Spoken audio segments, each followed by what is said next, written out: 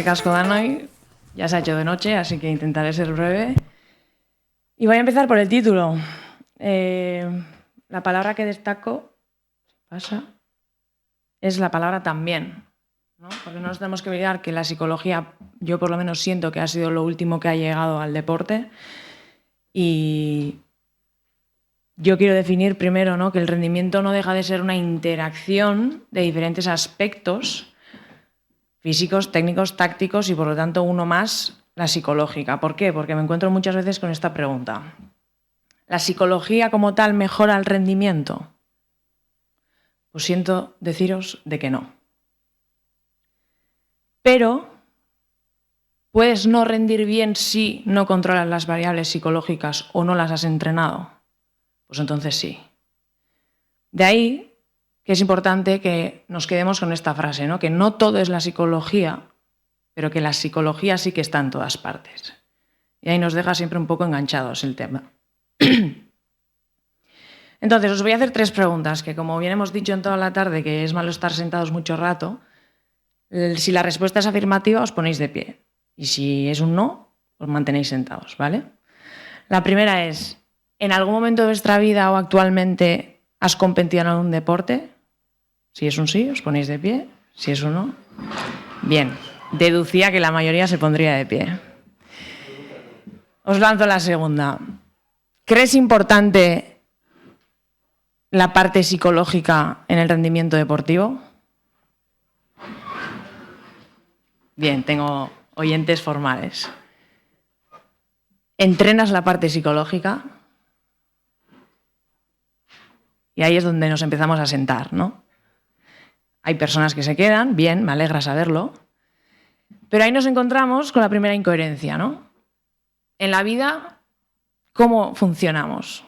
Si yo le doy importancia a algo, le dedico tiempo. Si hemos dicho que casi toda la sala o todos nos hemos puesto de pie, que es algo importante, bien por una vivencia personal o porque lo vemos últimamente que está en auge, ¿no?, la salud mental, ¿dónde está esa dedicación? Yo sé y soy crítica con mi propio sector de que quizás no se conoce cómo se trabaja o que las experiencias que ha habido no hayan sido verdaderamente científicas o no hay tanto... Gloria Balaguer, lo ha mencionado Íñigo, es una de las referentes, ¿no? Pero no hay casi una sensación de confianza como, bueno, ¿y cómo se trabaja esto? Bueno, pues entrenando, es un músculo más. Necesita resistencia, necesita flexibilidad, pero no en términos físicos, sino emocionales, mentales, etc. Brevísimamente, ¿qué es y cómo funciona la mente para que entendamos qué es este mundo? Esta imagen quiero que os llevéis. Un ordenador. Lo que es físico, la caja, lo que es tocable, el hardware, es el cerebro, ¿sí? Lo que está dentro y hace que la pantalla tenga luz, pero que no la podemos tocar, el software en este caso, es la mente. Y es donde voy a entrar, ¿vale? Donde nos permite trabajar, vamos a decir. Bien, 2 partes de la mente, la analítica y la reactiva. La analítica, como bien dice la palabra, análisis de datos, pero quedaros con este dato, solo es el 10% solo del poder operativo de la mente. Es la conocida, la parte consciente de nuestra mente, ¿sí? Y es la que se responsabiliza un poco de la memoria a corto plazo. Claro, ¿qué pasa con el otro 90%? Pues que estamos hablando del inconsciente. El 90% de nuestro poder mental es inconsciente. ¿Qué comisteis hace 3 viernes? Imposible. ¿Y el lunes? Espera, que pienso. ¿Vale? Pero es una función que tiene nuestra mente de optimizar para que pongamos atención en lo que verdaderamente ahora mismo es importante o considero yo que es importante. Bien, la parte inconsciente es donde están las emociones, los hábitos. Y como veis, esa X odia los cambios o la incertidumbre. De ahí esa imagen, ¿no? Si os hago ahora visualizar un poco de cómo os vestís, qué mano ponéis primero, si el derecho o el izquierdo, yo creo que es el derecho. Una tarea, para salir hoy de aquí y una semanita, intentar poneros con la otra, en vez de con la automática de siempre. Vale, la mente, ¿qué es lo que hace? Y perdón porque estamos en la uni, ¿por qué? ¿Para qué? Si es automático, ya no hace falta esfuerzo, no hace falta nada, no me traigas cambios. ¿Por qué también? Desde que nos despertamos hasta que nos vamos a dormir, solo tiene un objetivo: supervivencia. Intenta tener un estado de alerta para detectar riesgo y amenaza, para intentar solucionarlo rápidamente, es donde entran las funciones de la atención, concentración, etc. Pero el resto del día, si todo lo que hago me funciona, ¿para qué vamos a cambiar? El cambio lo odia, ¿sí? Y entra aquí el tema de, es responsable de la memoria a largo plazo. Yo no recuerdo cada vez que camino cómo fue empezar a caminar, pero está ahí, porque sé que me ayuda, ¿sí? Pero claro, aquí está la parte importante de esta parte mental. No diferencia ni lo correcto ni lo incorrecto, ni lo bueno ni lo malo. No sabe qué es realidad y qué es ficción. Y ahí tenemos el gran potencial para trabajar. Porque podemos entrar a visualizar, por ejemplo, que es lo que voy a contar también luego, ¿no? Con la visualización yo puedo crear cosas que ni siquiera he vivido, he visto, he sentido, pero yo puedo crear. Porque tenemos esta parte inconsciente que nos deja viajar.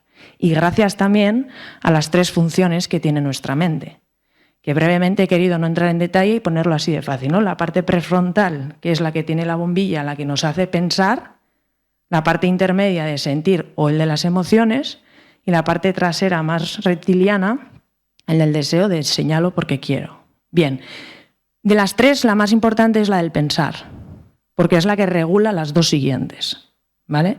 Y es donde también tenemos ese 10% de la parte consciente, porque es el que nos hace interpretar lo que pasa para que yo entienda si estoy o no en riesgo. ¿Qué pasa? Que no solamente interpreto lo que hay. Por eso yo siempre, y me escucharéis siempre decir la frase de que no es lo que pasa, sino la interpretación que hace uno de lo que pasa. Otra persona y yo podemos estar lesionados, pero según cómo viva yo esa lesión y esa persona, vamos a tener realidades diferentes. Por lo tanto, no es la lesión en sí, sino lo que yo interpreto de esa lesión, ¿sí? Luego vamos a las emociones. Ni son buenas, ni son malas, ni son positivas, ni son negativas, por favor. Son todas necesarias, todas adaptativas. Yo os digo ahora, tener cuidado porque me han dicho que entre la salida de este aula y el parking ha habido obreros a la tarde que han hecho un agujero enorme que si al salir nos caemos nos rompemos las 2 patas. Pero ha venido un grafitero que lo ha pintado tan bien que visualmente no se ve dónde está el agujero. Bien, os he introducido un riesgo, una amenaza, y alguno puede sentir hasta miedo.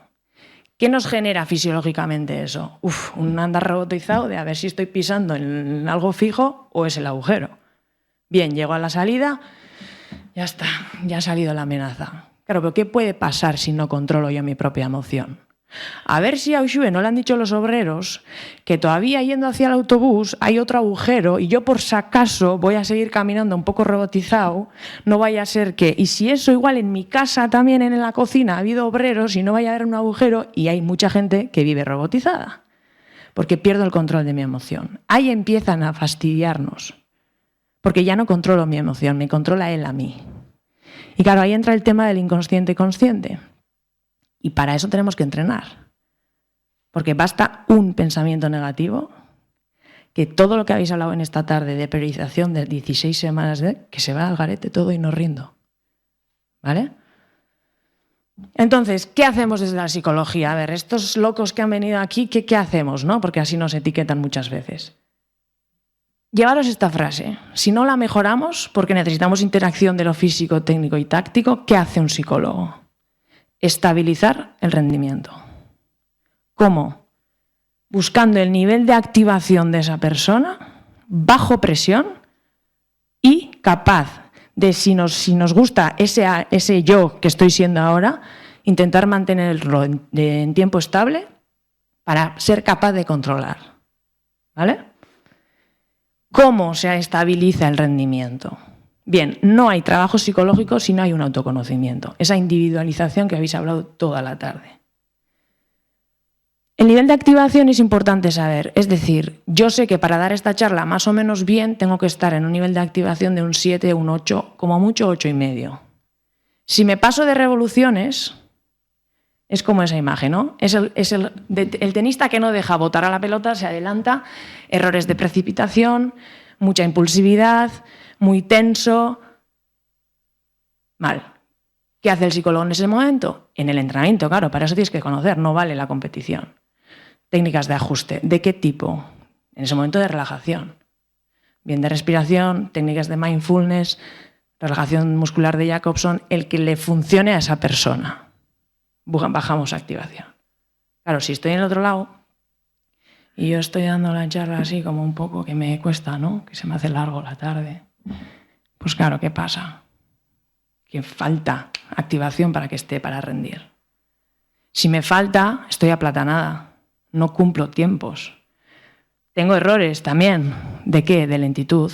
¿Y eso qué provoca? Que el otro se me anticipa.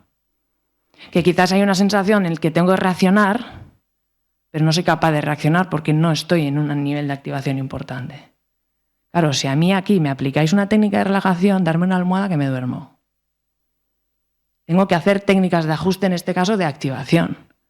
Desde dar saltos, desde pegarme golpes en el cuerpo, hay muchísimos. Pero claro, ¿y cómo se conoce el nivel de activación psicológico de cada persona? Ese es el trabajo que hay que hacer. Porque quizás los ponentes anteriores, no sé, pongo como ejemplo a Aitor o Javi, en un 6 de activación de ellos pueden dar la charla bien. Pero es que mi 6 quizás es que todavía estoy un poco por debajo de mi nivel óptimo para dar una charla. Entonces este trabajo es súper importante, dar importancia, pero para eso nos tenemos que conocer. Y ahí es donde entramos en la parte que os he dicho de la analítica mental, porque tenemos que hacer consciente quién soy. Bien, como sabía que iba a ser la última y que se retrasaría, en vez de que os dedicarais a escucharme, he traído algún vídeo para hacerlo más ameno, ¿vale? La segunda parte es súper importante y quizás es la parte que más se conoce de la psicología o por lo que yo me he encontrado, es la visualización, que se visualiza de muchas maneras. La persona, el contexto en donde vas a hacer el rendimiento y puede ser el propio rendimiento también lo que visualizas. Ese PDP significa pre, durante y post esfuerzo o rendimiento, ¿vale? Ana Peleteiro, la conoceréis, no hace falta presentarla, explicó muy bien en Hormiguero en un minutito lo que sería un poco este trabajo y es lo que me gustaría que se escuchara y no sé si tengo que darle aquí. Pues no. Ella pudo visualizar, pero que es un entrenamiento como uno más físico, no sé si me escucha ahora, que tú tienes que visualizarte en lo mejor y en lo peor. Y ella trabajó visualizándose en que las favoritas fallaban y de repente ella podía estar optando medallas y lo nerviosa que se puso cuando veía que las favoritas fallaban, frente a otra visualización de, ostras, tengo que clavar 3 saltos para luego optar a otros 3 y las 2 primeras hago nulo. Y en la última me juego todo. Claro, esa consecuencia emocional que tiene esa situación real de competición la puedes trabajar antes de ir a la Olimpiada. Y luego ella aporta, ¿no?, también esa visualización de contexto, donde yo visualizaba que subía al autobús, que llegaba a la villa, no tenía ni idea de cómo era la villa, pero yo visualicé unas flores, un arco, y no había ni flores ni arco luego, pero eso pasa. Pero porque es fundamental, por lo que hemos dicho antes, odia los cambios y la incertidumbre en la mente. Entonces, si yo le llevo ya a un lugar que quizás luego no se parezca a la realidad, para la mente es como, vale, que ya me has hablado de esto antes, por lo tanto me siento cómodo. Es como una sensación de confort. Es un poco lo que también he podido ver con los ciclistas cuando van a reconocer una etapa. No solo van a reconocer dónde es el punto conflictivo o interesante para atacar, etcétera. También hay una relación emocional, psicológica, donde, vale, esto lo conozco. Y eso nos da una sensación de confort. Y él lo explicaba muy bien porque luego se puede visualizar en primera, en segunda y en tercera persona. Es decir, yo misma haciendo el rendimiento, yo sentada viendo cómo una Ushue hace el rendimiento o como si fuera comiendo palomitas que ni me va ni me viene, pero estoy viendo una serie, ¿sí? Y lo mismo, otro tipo de visualización, en la grandísima esquiadora Mikaela Shiffrin, que es la mejor del mundo, donde hay una visualización que se introduce dentro de la rutina precompetitiva, que ahí no voy a entrar hoy,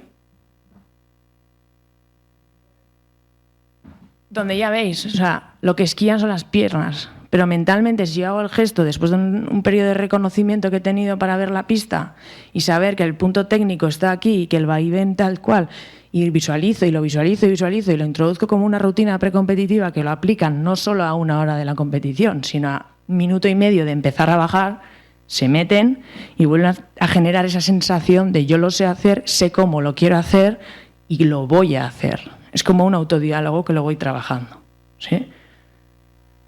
Bien. Tercer punto, y quizás el más sonado, la inteligencia emocional. El punto 1 del diario de las 4 preguntas, yo se lo regalo y lo trabajamos absolutamente a cualquier deportista que trabaje conmigo. Me da igual de dónde venga y de qué deporte, grupal, individual, las 4 preguntas. Y aquí siento ser un poco crítica con lo que ha sido toda la tarde, pero claro, una cosa es que podamos ver qué es lo necesario a nivel físico para que esta persona rinda bien, a nivel metabólico, a nivel nutricional, etcétera. Pero cuando a esa persona le cae el papel, que le toca entrenar esta semana esto, el papel, le toca comer esto, todos sabemos que eso es en beneficio para su rendimiento. Pero mi yo, ¿dónde queda? O sea, esto lo recoge el papel, pero yo ¿cómo me relaciono con el papel? Porque yo tengo a un Javi y tengo a un Aitor que me ayudan un montón en optimizar mi rendimiento. Pero yo he tenido una discusión con mi pareja, tengo la regla, no he dormido bien. ¿Dónde se queda eso? Y claro, ¿qué pasa? Que si no nos hacemos esas 4 preguntas antes de ir a entrenar, por ejemplo, y lo he traído muy resumido, ¿no? Me despierto, la rutina normal de un deportista, voy a mear, me peso en ayunas, sin entrar en detalle de qué impacto tiene ese número en mí, no voy a entrar ahí. ¿Cómo estoy? ¿Cómo estoy? No de cansado, no, ¿cómo estoy? ¿Qué me toca hacer o qué me toca entrenar? Bien, y las 2 preguntas unidas es donde tengo que ser responsable con quién soy. ¿Qué decido hacer?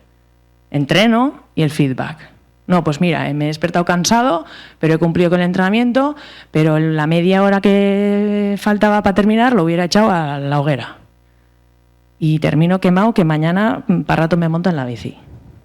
¿Qué pasa? Que si no hacemos el trabajo cuerpo-mente, que es la sensibilización, nos convertimos en robots. Y la gente se quema, que es lo que ha traído el COVID, que no había competición para demostrar y había que entrenar y entrenar y entrenar, y no había reflejo de eso en la competición y se veía muchísimas veces eso, ¿no?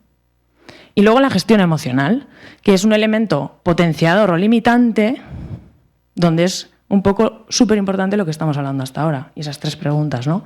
¿Eres consciente de lo que piensas y sientes? Llevamos toda la tarde respirando, ¿pero hemos sido conscientes de cómo respiramos? No. Yo ahora os digo, vamos a cerrar los ojos y vamos a tomar conciencia si respiramos del abdomen o del pecho. De repente hemos hecho consciente nuestra respiración. Pero yo soy consciente de cómo pienso y siento en un momento de entrenamiento que me toca hoy hit.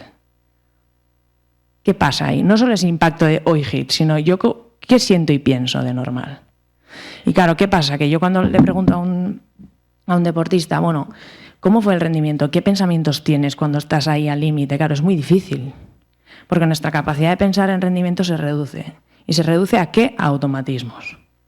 Claro, pero un automatismo de esos puede ser un pensamiento. Que yo tenía un ejemplo de una persona estar en pleno rendimiento y que le vino, ¿he puesto la lavadora hoy? Claro, ¿qué pasa con eso?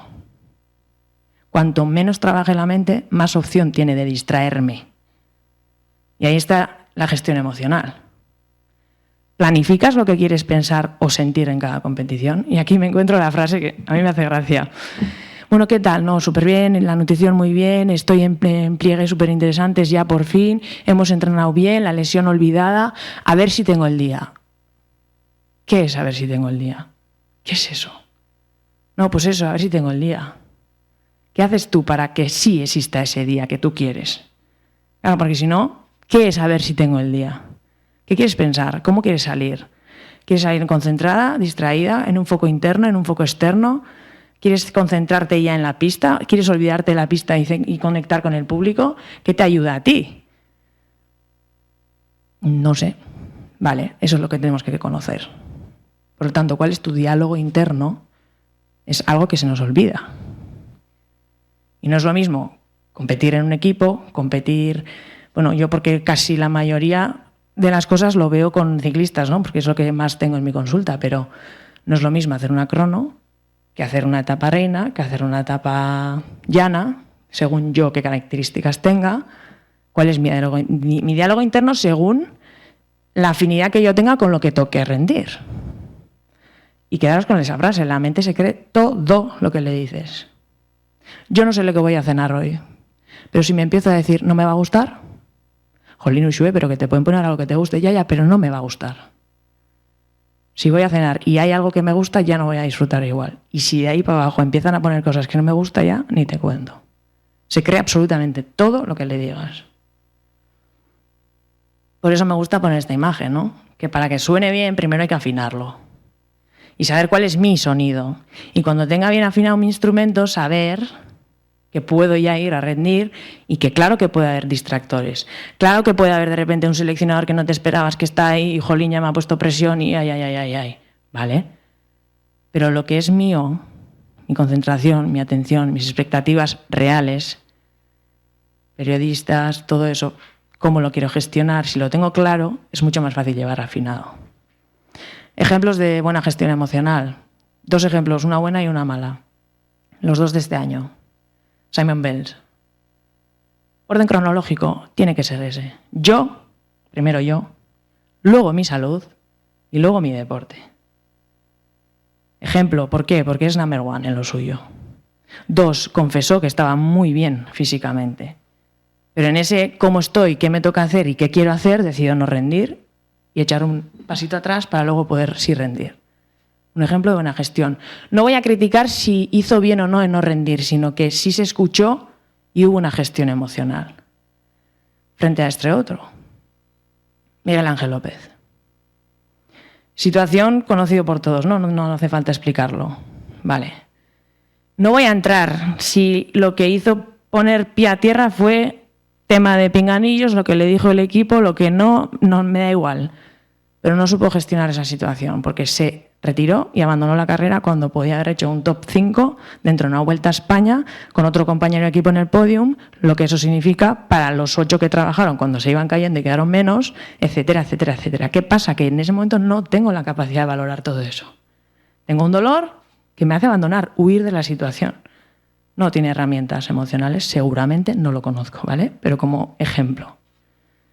Entonces, ¿qué pasa cuando no trabajas la gestión emocional? Esa imagen. Que basta un miedo que me quita el volante, yo me pongo copiloto, encima incluso me acomodo y yo ya no controlo nada. Y eso es lo que no podemos permitir, porque basta que estéis entrenando nutrición, entrenando preparación, entrenando 1000 cosas, que basta un pensamiento que se va todo. Porque desconcentrarme en algo es ya no rendir. ¿Vale? Y esta frase. Entrenar tiene que ser cambiar, probar, simular, testear, incomodarme. Si soy bueno haciendo no sé qué, probarme a hacer lo contrario para ver cómo puedo mejorar, cambiar. Ahora bien, competir tiene que ser repetir. Nunca introduzcas cambios en competición, porque generamos mentalmente lo que hemos dicho al principio. Inseguridad, incertidumbre y una sensación de, a ver, no, que yo hasta ahora me he metido a la derecha, ¿por qué ahora a izquierda? Y estás en plena competición y sabemos que la capacidad de pensar se reduce. Todo eso entrenando. Y ahí es donde tenemos que trabajar la parte de intenta entrenar con la mayor posibilidad de introducir la presión que puedes tener en competición. Esa es la parte difícil. Esa es la jodida. ¿Sí? Yo a los ciclistas les digo, no te puedo poner 200, un pelotón entrenando, pero podemos trabajar la mente para intentar visualizar eso. Pero aquí esto es súper importante. El cambio entrenando, repetición en competición. Y ser fiel a eso. Porque el contexto luego nos influye y hoy no lo he traído, ¿no?, para hablar, pero importante. Y quería terminar con este vídeo, que son 5 minutos de Ada Mondra, que resume muy bien lo que es la visualización, pero sobre todo también todo el trabajo. Y todo lo que se ve es trabajo mental. Aunque no se oiga...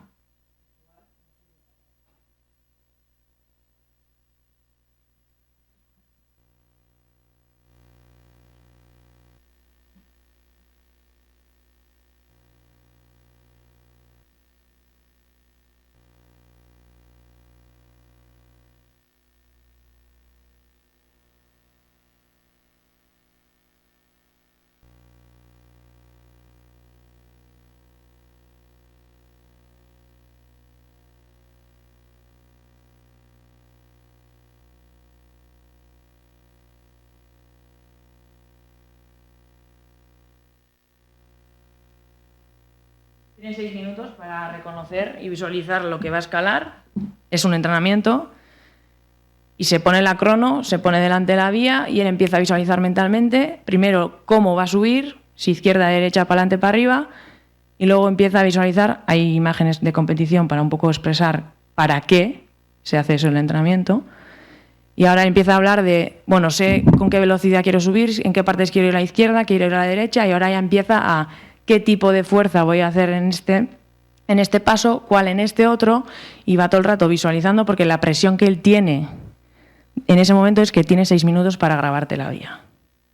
No es media hora de visualización y me tranquilizo. No. Tienes presión de en 6 minutos tienes que tener clavado mentalmente. Ahí empieza a dudar, ¿no? De, jolín, no sé si en este momento puedo descansar y coger magnesio o no. Vuelve a visualizar la parte última, que quizás es la más lejana. Verbaliza las dudas, como es normal.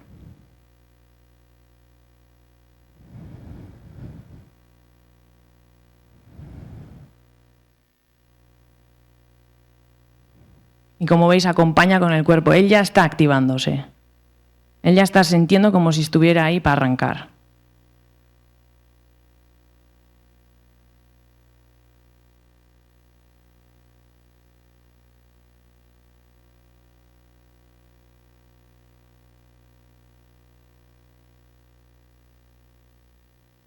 Le pone esa energía ya y no ha empezado a escalar.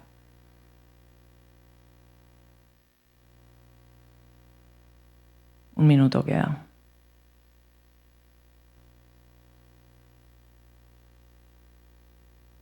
Ahí dice, ya lo tengo claro, me cierro los ojos y me voy a ir a escalar dentro de mí. Ahí ponen el ejemplo de la competición. Y él ya está con los ojos cerrados, haciendo el baile, pero está escalando psicológicamente. Como hemos dicho, no separa la mente la realidad y la ficción y es como si estuviera escalando en su mente.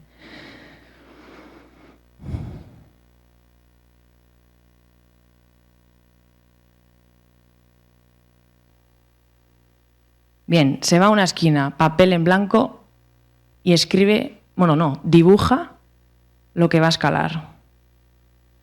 Y ahí es donde empieza a decir, bueno, hemos dicho aquí que empieza a subir en vertical, voy a coger la parte derecha y luego ya, ¿no? Empieza incluso a dibujar dónde están, pues el apoyo piramidal que dice él, dónde está el apoyo de 2 dedos, dónde voy a, incluso, no sé si se ve ahora, porque aquí se pone momento rest, momento de descanso, momento de magnesio, momento de respirar, lo pone, visualiza. En 6 minutos es capaz de hacer toda la vía, de escribirlo y lo pone. ¿Vale? Lo voy a adelantar.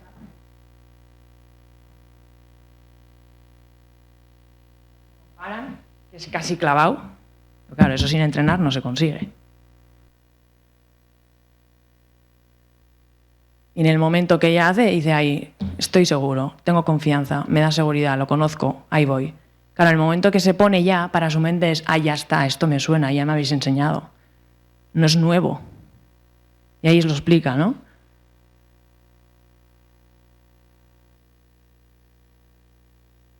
Vale, y aquí termina diciendo que no significa que lo que visualices vaya a ser lo real. Porque hay un momento en el que está en la mitad, parte alta, que dice, jolín, yo he visualizado abajo que iba a ir a la derecha y ahora en esta perspectiva me nace ir a la izquierda. Pero no hacer lo que mi mente me dice no me hace sentir inseguridad, sino mucha más confianza porque ahora lo veo más claro. Y es donde dice, y ahora opto para ir a la izquierda y subo y ya está. Y luego se cae porque es el primer intento y dice, vale, sé que tengo que llegar mucho más fresco, por lo tanto no puedo empezar en vertical porque me supone un gasto energético mucho mayor. Y entonces ahora ya me puedo adaptar después de haber visualizado y probado prácticamente en qué quiero mejorar. Termina un poco hablando de eso, que lo he resumido un poco y gracias. Es que ricasco a todos.